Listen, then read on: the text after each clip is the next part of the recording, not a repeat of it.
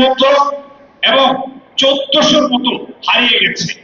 আমি house of লর্ডসে বসে 1 নম্বর রুমে বসে যুক্তরাজ্য বিএনপির সভাপতি মালিকের সভাপতিত্বে আমি প্রধান স্পিকার হিসেবে সেদিন চ্যালেঞ্জ করেছিলাম যে এখানে প্রথম আলোর যে উপস্থাপনা 266 তা নয়, মোর দেন 1000 কে হত্যা করা হয়েছে।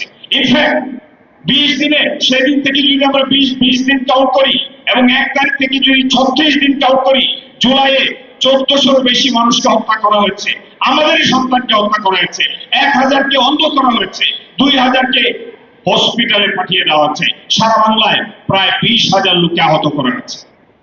এমন একটি বিপ্লব, এমন একটি আন্দোলনে যারা ফ্রন্ট লাইনে ছিল তারা ছিল ছাত্র, তারপর জনতা, তারপর সেনাবাহিনী, এবং সেই যে জনতায় যারা ছিল সেখানে 60% বিএনপি লোক।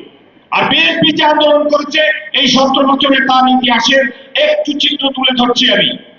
2020 এবং 22-এ 20-এ 10টি সমাবেশের মাধ্যমে এবং 22-এ রোড মার্চের মাধ্যমে 2 কোটি মানুষ মুভ করেছিল, সেখানে 40 জনেরও বেশি মানুষ আত্মাহুতি দিয়েছে। আজকে যে ধারাবাহিকতার গল্প হচ্ছে, যে আত্মাহুতির গল্প হচ্ছে, সেখানে অবশ্যই যারা রক্ত দিয়েছে তাদের প্রতি শ্রদ্ধা নিবেদন করছি।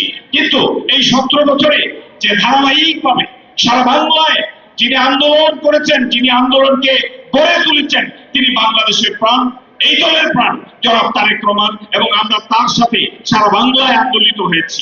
আমি সবশেষে গণতন্ত্র ফিরে পেতে চাই, একটি সুষ্ঠু নির্বাচন চাই। 91, 96, 2001 এবং 2008-এ বাংলাদেশের বিভিন্ন আনাচে কানাচে একজন দায়িত্বপ্রাপ্ত অফিসার হিসেবে আমি সেই নির্বাচনগুলোতে যোগদান করেছিলাম, আমি দায়িত্ব পালন করেছিলাম। এখন আমি রাজনীতি করি, আমি এই দলের একজন সদস্য।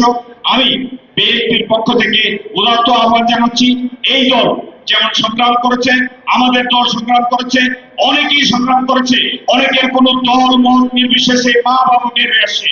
বরকতুল্লাহ বুলু ভাবি যখন তার সন্তানের পিঠে থাপ্পড় দিয়েছে, কোটি কোটি মানুষ, সারা পৃথিবীতে 1.5 কোটি বাংলাদেশি মানুষ সেদিন চোখের জলে ভেসেছিল।